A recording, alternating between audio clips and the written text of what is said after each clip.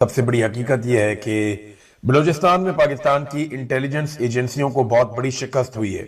एजेंसियों का काम जंग लड़ना नहीं होता। उनका काम होता है कि कोई भी हमला होने जा रहा हो, मुल्क के खिलाफ कोई भी बड़ी साजिश हो रही हो, मुल्क के दुश्मन किसी जगह पे कोई कार्रवाई कर रहे हो, तो पहले से उसका पता लगाकर अपनी इंटेलिजेंस के जरिए से उसको नाकाम बनाना और वक्त से पहले कार्रवाई करना, वक्त से पहले दुश्मन को नाकाम बनाना। अब ये काम पूरी दुनिया की एजेंसियां करती हैं। एजेंसियों की आपस में लड़ाई भी चलती रहती है, दूसरे ममालिक में एजेंसियां कार्रवाई भी करती रहती हैं और अपने मुल्क को बचाने के लिए भी किरदार अदा करती रहती है। ज्यादातर इस वक्त जो दहशतगर्दी का दौर है, इस दौर में जो इंटेलिजेंस एजेंसियां हैं उनकी ज्यादा तवानाई इस बात के ऊपर खर्च होती है कि वो दहशतगर्दी के बड़े वाकयात को होने से पहले नाकाम बनाए और उसे रोकें। जहां पर भी दुनिया में दहशतगर्दी का कोई बड़ा वाकया होता है तो इंटेलिजेंस एजेंसियों के ऊपर मलबा गिरता है और बड़े बड़े इंटेलिजेंस ऑफिसर जो है वो इस्तीफा देते रहते हैं। तो ये बड़ी थैंकलेस किस्म की जॉब होती है। लेकिन पाकिस्तान की इंटेलिजेंस एजेंसियां लगातार बलूचिस्तान में खासतौर पर और खैबर पख्तूनख्वा में भी दहशतगर्दी के हमले रोकने में नाकाम होती चली आ रही है। जाफर एक्सप्रेस यानी पूरी की पूरी ट्रेन जो है उसको अगवा कर लिया गया, किसी को कानो कान खबर नहीं हुई, कोई इंटेलिजेंस रिपोर्ट नहीं थी और बड़ा नुकसान हुआ। पाकिस्तान की बहुत बदनामी हुई। फिर मुख्तलिफ वाकयात होते चले गए और बिलाखिर अब 12 शहरों में एक साथ हमला कर दिया गया दहशतगर्दों की जानिब से। इस पे मुझे बात करनी है, लेकिन ये पाकिस्तान की इंटेलिजेंस एजेंसियों की एक बड़ी नाकामी है। इसमें एक बड़ा इंपॉर्टेंट क्वेश्चन है जो उठाया जा रहा है सोशल मीडिया सार्फिन की जानिब से और लगभग एक जैसे अल्फाज ही इस्तेमाल किए जा रहे हैं। जिब्रान नासिर साहब ये कहते हैं कि बलूचिस्तान जल रहा है, हमारे शहरी, पुलिस एहलकार, सिविल सर्वेंट्स और फौजी शहीद हो रहे हैं, मगर सवाल करने की इजाजत किसी को नहीं है। बस इतना इत्मीनान रखें कि हर हमला, हर लाश और हर तबाही फितनतुल हिंदुस्तान का नतीजा है। गोया हिंदुस्तान के पास कोई ऐसी करामत है, कोई ऐसा शहर है या कोई ऐसी दिलकश लालच है कि पढ़े लिखे नौजवान लड़के और लड़कियां खुद को खुशी खुशी बमों से उड़ाने पर आमादा हो जाते हैं। ये बड़ी अलार्मिंग सिचुएशन है। देखें, जब इतनी बड़ी नाकामी हो जाएगी ना तो फिर सवालात उठेंगे और फिर जो सवाल नहीं उठाएगा इसका मतलब है उसके पास दिमाग ही नहीं है, और फिर जो नहीं पूछेगा सवाल इसका मतलब है वो अपने मुल्क का वफादार ही नहीं है, वो अपने मुल्क को आगे बढ़ता हुआ देखना ही नहीं चाहता। देखिए, ये भारत की एक कामयाबी है, ये पाकिस्तान की हुकूमत कह रही है, मैं नहीं कह रहा। वो इस तरह के फितनतुल हिंदुस्तान पाकिस्तान इसको करार देता है।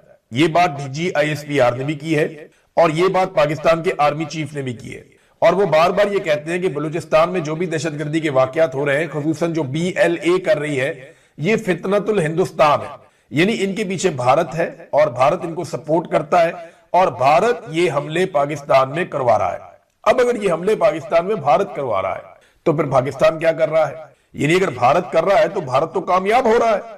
और दूसरी बात यह है कि भारत ने तो भी हाल ही में एक फिल्म भी बनाई है और वो अक्सर बनाता रहता है कि पाकिस्तान के अंदर हम मुदाखलत करते हैं। यानी अभी हाल ही में उन्होंने एक फिल्म बनाई जिसमें वो बता रहे हैं कि पाकिस्तान में दहशतगर्दी के लड़ाई झगड़े के वाकयात के अंदर और बदअमनी के वाकयात के अंदर हम अपने एजेंट्स को मुलव्वस करते हैं और वो ये कार्रवाइयां करवाते हैं। भारत तो इसको छुपाता नहीं है। देखिए, कोई फिल्म जब रिलीज होती है तो वो सरकार की अप्रूवल के साथ रिलीज होती है, तो भारतीय सरकार खुद ये प्रोपेगेंडा फैला रही है। पाकिस्तानी सरकार भी ये कह रही है कि बलूचिस्तान में जो भी दहशतगर्दी हो रही है इसके पीछे भारत है। तो भारत को जवाब कौन देगा और कैसे देगा? अब जिन एजेंसियों ने भारत को जवाब देना है वो एजेंसियां और वो इदारे सारे पाकिस्तान तरीके इंसाफ को जवाब देने पे जुड़े हुए हैं। मिसाल के तौर पे मैं आपको ये बताता हूं कि पाकिस्तान तरीके इंसाफ ने इसकी बड़ी कैटेगोरिकली और बड़ी क्लियरली इसकी मजम्मत की है।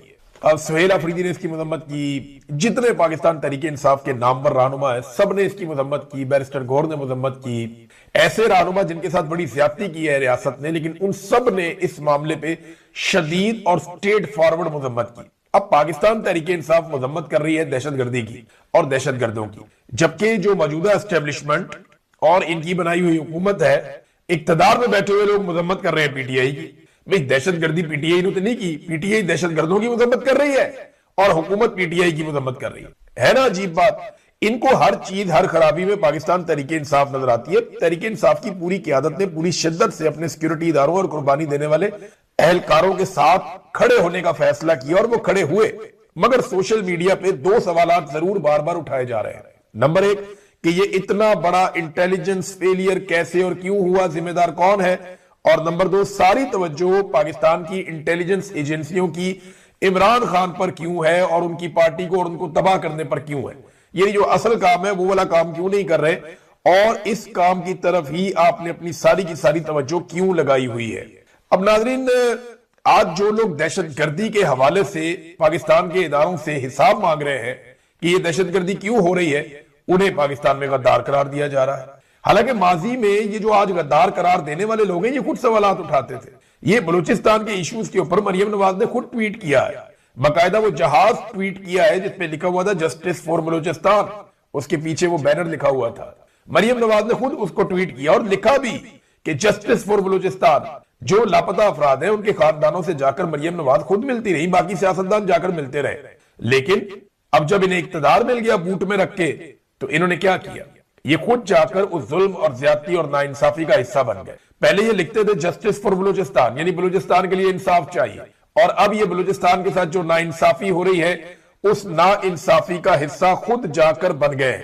जावेद हाशमी साहब भी इसका शिकार हुए। यानी अब जिस वक्त पाकिस्तान की इंटेलिजेंस एजेंसियों ने, पाकिस्तान के इदारों ने, लॉ इन्फोर्समेंट ने, इन्होंने दहशतगर्दों के पीछे जाना है, दहशतगर्दों को निशाना बनाना है, उस वक्त दहशतगर्दों को छोड़ के वो पाकिस्तान तहरीक इंसाफ के पीछे पड़ गए। तहरीक इंसाफ पर मुख्तलिफ शहरों में क्रैकडाउन शुरू हो गया कि जनाब 8 फरवरी को पता नहीं ये क्या कर देंगे, ये को बहुत बड़ा पूरा पाकिस्तान बंद कर देंगे, ये बहुत बड़े एहतजाजी मुजाहरे करेंगे और ये बहुत बड़ा इंपैक्ट क्रिएट कर देंगे, लिहाजा इनके ऊपर क्रैकडाउन कर दो। और दहशतगर्दों पे क्रैकडाउन करना, उन्होंने पकड़ के जावेद हाशमी के घर पे क्रैकडाउन कर दिया। दहशतगर्दों पे क्रैकडाउन करना और पकड़ के पाकिस्तान तहरीक इंसाफ पे क्रैकडाउन शुरू कर दिया और जगह जगह छापे मार रहे हैं, लोगों के घरों के अंदर चादर और चार दीवारी का तकद्दुस एक मरतबा फिर पामाल कर रहे। तवज्जो जिधर देनी है उधर नहीं दे रहे, जिधर नहीं देनी उधर दे रहे। अच्छा, जावेद हाशमी साहब के घर के ऊपर जो अटैक हुआ, उनके घर के मुताद्दिद लोग गिरफ्तार भी हो गए और उनका एक नवासा है उसका सर फट गया, छोटा सा बच्चा उन्होंने गोद में बैठाया हुआ था। वो बता रहे हैं जनाब कि बड़ा जुल्म हुआ हमारे साथ कि दर्जनों पुलिस वाले घर के अंदर घुस गए और उन्होंने छापा मारा। सब जानते हैं कि ये जावेद हाशमी साहब के साथ क्यों हुआ, नाम लगाया हुआ कि बिजली चोरी का मामला है उसलिए आके पकड़ लिया। ये तो बाहर नहीं होता है ना, असल मामला तो कोई और है। कभी भैंस चोरी में पकड़ा जाता है सियासतदान बेचारा, कभी मंशियात चोरी में पकड़ा जाता है सियासतदान बेचारा। तो ये सियासतदानों के साथ होता है जब भी कभी वो एस्टेब्लिशमेंट को चैलेंज करते हैं। जावेद हाशमी साहब के 3 ट्वीट्स हैं जिन्होंने पूरे निजाम को हिलाया। वो तीनों ट्वीट्स मैं आपको पढ़ के सुनाता हूं जिसकी वजह से जावेद हाशमी के साथ ये सारा कुछ किया गया। अभी थोड़े दिन पहले हम देख रहे थे जावेद हाशमी साहब एक शादी में गए हुए थे, गालिबन ये ख्वाजा साद रफीक साहब की फैमिली से रिलेटेड शादी थी। तो वहां कैप्टन सफदर अपने हाथ से जावेद हाशमी साहब को खाना खिला रहे थे। जावेद हाशमी साहब को थोड़ा प्रॉब्लम भी है ना, तो वो अपने हाथ से, वो पैरालाइज भी नहीं, वो उनको अपने हाथ से खाना खिला रहे थे। एक तरफ ये मोहब्बतें शो करते हैं, दूसरी तरफ इतना जुल्म और जबर और फस्तायत है, और ये जुल्म और जबर के साथी हैं ये पीएमएलएन वाले। असल में तो ये जुल्म पाकिस्तान की मिलिट्री एस्टेब्लिशमेंट करती है। तो जावेद हाशमी साहब ने कहा जी बलूचिस्तान के हालात देखकर मेरा दिल बहुत गमजदा है, सालों की नाकाम पॉलिसियां और बलोच अवाम को गुलाम बनाने वाली सोच का अंजाम यही होना था। इस्लामाबाद आपके पास आई मारंग बलोच और बलोच खवातीन जिनका मुतालबा सिर्फ यही था कि उनकी बात ही सुन ली जाए, आपने ना सुनी, आपने राब्ते की हर दीवार गिरा दी, बलोच अवाम को दीवार से लगा दिया। काश कायदे आजम की कोयटा स्टाफ कॉलेज की तकरीर पर अमल किया होता तो आज कोयटा बच जाता, काश अपनी बैरक्स में ही रहते। ये जावेद हाशमी साहब ने ट्वीट किया, रोला पड़ गया, पढ़ना था। एक और उन्होंने ट्वीट किया, ये सुन ले आप जरा, आपको पता चल जाएगा कि किन बातों पे एस्टेब्लिशमेंट को बहुत गुस्सा आता है। इमरान खान से जिस अंदाज में नारवा सलूक किया जा रहा है, मैंने ये पहली मर्तबा देखा है, किसी हुक्मरान को इतना डरा हुआ भी मैंने पहली मर्तबा देखा है। आसिम मुनीर साहब, आपको मशवरा है कि इमरान खान के मामले में ये इस कदर अपने जहन पे ये मामला सवार ना करें, आपको कोई इस्तिस्ना नहीं बचा सकेगी। फिर एक और ट्वीट जी सबसे खतरनाक ट्वीट है, जावेद हाशमी साहब ने किया। उन्होंने कहा जी इसराइल हमास को अब तक डिसआर्म करने में नाकाम रहा, अब ये ड्यूटी अफवाज पाकिस्तान के सपुर्द की जा रही है। गजा जाएं, फलस्तीनी लोगों को डिसआर्म करें और उन्हें इसराइल के रहमो करम पर छोड़ दें। यह खबर भी सुनी गई है कि शायद हमारे कुछ सिपाही वहां हमास की बिछाई हुई सुरंगें साफ करते हुए वफात पा गए हैं। हमारा काम तो यह था कि किबला अव्वल के मुहाफिज बनते, मगर आज हम पर उन्हीं मुहाफिजों को खत्म करने की ड्यूटी लगाई जा रही है। कुछ उलमा ने इसी बुनियाद पर यह फतवा भी दिया है कि उन सिपाहियों का जनाजा हराम है। आसिम मुनीर साहब, आपका अंजाम भी यही होगा। अब ये जावेद हाशमी साहब के पास पता नहीं खबर कहां से आई, हमारे पास किसी के पास भी ये खबर नहीं है कि पाकिस्तानी फौजी पहुंच गए या सुरंगें साफ करते हुए उनका इंतकाल हो गया वहां पे। ये खबर अभी पब्लिक नहीं हुई, अगर कहीं से उनके पास आई है, उनका कोई अपना सोर्स उनको बता रहा है तो ये एक अलग बात है। लेकिन इन चीजों का रद्देअमल मुझे ऐसा लग रहा था कि आएगा, क्योंकि मैंने पहले जब ये पढ़ के सुनाया तो मैंने आपको बताया था कि ये बहुत सख्त है वो उनकी नुक्ता नजर से एस्टेब्लिशमेंट के। तो जावेद हाशमी साहब के घर के ऊपर अब जो अटैक करना है दहशतगर्दों पे, वो इन लोगों के घरों के ऊपर हो रहा है। पाकिस्तान के अंदर बदअमनी है, पाकिस्तान के अंदर पाकिस्तान अमन कायम करने में मुकम्मल तौर पे नाकाम होता चला जा रहा है। इस नाकामी के बावजूद पाकिस्तानी फोर्सेस जाएंगी और गजा में अमन कायम करेंगी। पाकिस्तानी फोर्सेस जाएंगी और इसराइल की सरहदों का तहफ्फुज किया जाएगा एक ऐसी फोर्स के जरिए से जिसको स्टेबलाइजेशन फोर्स कहा जाता है, इंटरनेशनल स्टेबलाइजेशन फोर्स, आलमी इस्तेहकाम फोर्स। इसे लगाया जाएगा बोर्ड ऑफ पीस के जेर निगरानी।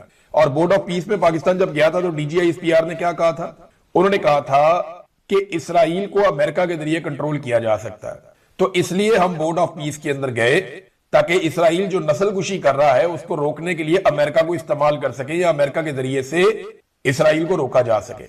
ये बात DGISPR ने दावा किया था। गुज़िश्ता 2 दिनों में 40 से ज्यादा फलस्तीनी शहीद कर दिए गए, जिनमें बच्चे शामिल हैं। अब ये नस्लकुशी नहीं है तो और क्या है? 500 से ज्यादा फलस्तीनी शहीद हो गए हैं जब से जंगबंदी हुई है। और ये 40 से ज्यादा, कुछ 43 बता रहा है, कुछ 46 बता रहा है, ये तादाद बताई जा रही है। ये लोग 2 दिन में शहीद हुए। सिर्फ हफ्ते वाले दिन एक दिन में लगभग 40 लोग शहीद हो गए। 11 लोग एक दिन पहले बताए जा रहे थे, अब ये अलग अलग तादाद मुख्तलिफ लोग बता रहे हैं। तो ये शहादतें हो रही हैं। तो बोर्ड ऑफ पीस में पाकिस्तान क्या कर रहा है? पाकिस्तान ने तो दावा किया था और बड़ी खुशियां मनाई थी, बड़े कहकहे लगाए थे कि हम डोनाल्ड ट्रंप के जरिए से इसराइल को कंट्रोल कर लेंगे। तो कीजिए साफ कंट्रोल। वहां कत्लेआम हो रहा है जिसे आप रोकने में अभी तक नाकाम है। तो दहशतगर्दों पे क्रैकडाउन करने की बजाय पाकिस्तान तहरीक इंसाफ पे क्रैकडाउन किया जा रहा है। और क्रैकडाउन की वजह जो है वो 8 फरवरी है कि जनाब 8 फरवरी को जो भी होने जा रहा है इसको रोको हर हाल में। अगर 8 फरवरी वाला मामला ना रोका तो फिर मुसीबत बन जाएगी। अब इमरान खान साहब की जो आंख में एक प्रॉब्लम है और उसकी वजह से उनको ट्रीटमेंट के लिए लाया गया अडयाला जेल से निकालकर पिम्स अस्पताल तक। असदुल्ला खान साहब ने इस खबर को ब्रेक किया था। ये उनका क्रेडिट है, उनका रहेगा। ये बहुत बड़ी खबर है। तो इतनी बड़ी खबर ब्रेक करना एक बड़ा एजाज होता है, मैं बतौर सहाफी ये समझता हूं।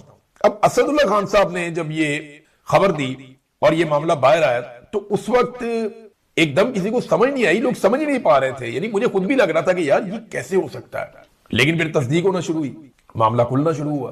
और अब सूरत हाल ये है कि दबाव बढ़ता जा रहा है, बैनुल अक़वामी दबाव बढ़ रहा है, पाकिस्तान के अंदर दबाव बढ़ रहा है। इमरान खान साहब के बच्चे, उनकी साबका एहलिया सब दबाव डाल रहे हैं। आलमी जरीदों में, अखबारात में हर जगह ये चीजें छप रही हैं। आलमी रहनुमा इसके बारे में पूछ रहे हैं। डिप्लोमेटिक इनक्लेव के अंदर यही बातें चल रही हैं। जितने भी सफीर पाकिस्तान में मौजूद हैं वो पाकिस्तान की गवर्नमेंट से इसी बारे में बातचीत पूछ रहे हैं अपने अपने सोर्सेज से। तो ये टॉक ऑफ द टाउन है और ये इंटरनेशनल खबर है, कोई लोकल नहीं है। तो दबाव पाकिस्तान की हुकूमत के ऊपर एकदम बहुत ज्यादा बड़ा है। इस दबाव को देखते हुए ऐसा लगता है कि मुमकिन है इमरान खान साहब की उनके डॉक्टरों से मुलाकात करवा दी जाए या डॉक्टरों को चंद मखसूस शराइत के मुताबिक इमरान खान साहब से मिलने दिया जाए। ये मुमकिन है। और यह भी मुमकिन है कि इमरान खान साहब की किसी एक बहन की भी मुलाकात करवा दी जाए। शायद इसके इम्कानात कम है, लेकिन हो सकता है इमरान खान साहब की बहन की मुलाकात भी करवा दी जाए। और इस बारे में बड़ी लगातार डिस्कशन हो रही है ऐवानों में। हुकूमत यह समझती है कि यह अब करवा देना चाहिए। एस्टेब्लिशमेंट यह समझती है कि इमरान खान साहब से इस वक्त मुलाकात करवा के एक नई मुसीबत गले डल जाएगी और आसिम मुनीर साहब की मुश्किलात में और हुकूमत की मुश्किलात में इजाफा हो जाएगा। अब ये कशमकश चल रही है। हुकूमत के अंदर एक गिरोह है वो समझता है जी करवाए मुलाकात, कल को हमने भी गिरफ्तार ही होना है। सियासतदानों की तो यही किस्मत है ना। अब ये जर्नैल थोड़ी है जो जजीरों पे चले जाएंगे, सियासतदान है बेचारे, उनकी तो बेचारों की यही किस्मत है। तो मामला ये है कि एक गिरोह ये कह रहा है जनाब कि करवाएं मुलाकात, दूसरी तरफ लोग ये कह रहे हैं कि ना मुलाकात ना करवाना, फंस जाओगे। ये कोई तहरीक खड़ी कर देंगे, इमरान खान साहब कोई पैगाम भेज देंगे। अब मामला यहां पे आके रुका हुआ है और कोई हल इसका निकल नहीं रहा। एक बात और नाज़रीन, मैं आपको बलूचिस्तान में दहशतगर्दी उसके हवाले से आपको मैं कहना चाहता हूं और ये जरूरी है बात। दो चीजें। नंबर एक, पाकिस्तान ने बार बार कहा कि ये जो भी हो रहा है ये इंडिया कर रहा है। तो हम इंडिया के खिलाफ क्या कर रहे हैं? इंडिया जब भी कहता है कि पाकिस्तान ने इंडिया में फलाना अटैक करवाया या पाकिस्तान से दहशतगर्दों ने आके इंडिया में फलाना अटैक किया या पाकिस्तान के स्पॉन्सर लोगों ने या पाकिस्तान ने मदद दी, इंडिया में ये जो हमले हुए इनके पीछे पाकिस्तान है, वो ये कहते हैं जब, तो वो पाकिस्तान से बदला लेते हैं, पाकिस्तान पे हमला करते हैं। पाकिस्तान क्या करता है? देखिए, जब आप इतना खुलकर कह रहे हैं कि ये इंडिया मुलव्विस है तो फिर आप इंडिया को जवाब क्यों नहीं दे रहे? फिर आपको इंडिया को जवाब देना चाहिए। इसके बगैर फिर आप कुछ करेंगे नहीं ना। यानी वो आपको मारते हैं, मार के चले जाते हैं और आप कहते हैं जी हम कामयाब हो गए। कैसे कामयाब हो गए? वो आए, उन्होंने हमला किया और जब उन्होंने हमला कर दिया उन्होंने दहशतगर्दी फैला दी। अब दहशतगर्दों को मैं देख रहा था, एक और बड़ी अजीब चीज नाज़रीन, और ये बड़ी अलार्मिंग है। ये पाकिस्तान के इदारों को बार बार वीडियोस निकाल कर देखनी चाहिए। मैं वो वीडियोस देख रहा था, मैं हैरान हो रहा था और मुझे बड़ी तकलीफ हो रही थी वो वीडियोस देख के कि यार ये क्या चल रहा है। दहशतगर्दों ने रॉकेट लॉन्चर उठाए हुए हैं, क्लाशनकोफे बांधी हुई है, साथ अपने बम बांधे हुए हैं, बेशुमार मैगजीन्स के थैले उनके साथ हैं, गोलियां उनके पास हैं, वो पूरी तैयारी के साथ आए हुए हैं और आम शहरी उनके बीच में घूम रहे हैं, बच्चे उनके बीच में घूम रहे हैं। लोग उनकी वीडियोस बना रहे हैं, वो कार्रवाई कर रहे हैं, लोग उन्हें देख रहे हैं। लोग दहशतगर्दों से डरकर नहीं भाग रहे थे, या लोग दहशतगर्दों से खौफजदा नहीं थे। ये बड़ी अलार्मिंग चीज है। मैं जो कह रहा हूं ना, वो मैं कहना भी नहीं चाह रहा। आपको ये बात समझ जानी चाहिए। आसिम मुनीर साहब को ये वीडियोस निकाल के सारी देखनी चाहिए कि बलूचिस्तान के इन शहरों के रहने वाले शहरी दहशतगर्द दंदनाते फिर रहे हैं, और वो कंफर्टेबल है, उनके बीच में घूम रहे हैं, उनके सामने वॉक कर रहे हैं, कोई इधर जा रहा है, कोई उधर जा रहा है, कोई वीडियो बना रहा है, बच्चे भी वहां पे मौजूद हैं। लोग दहशतगर्दों से क्यों नहीं डर रहे?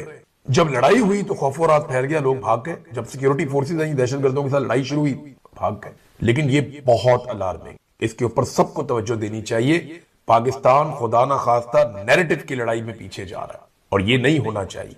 किसी को ये इख्तियार नहीं होना चाहिए कि वो गवर्नमेंट की रेट को चैलेंज कर दे बंदूक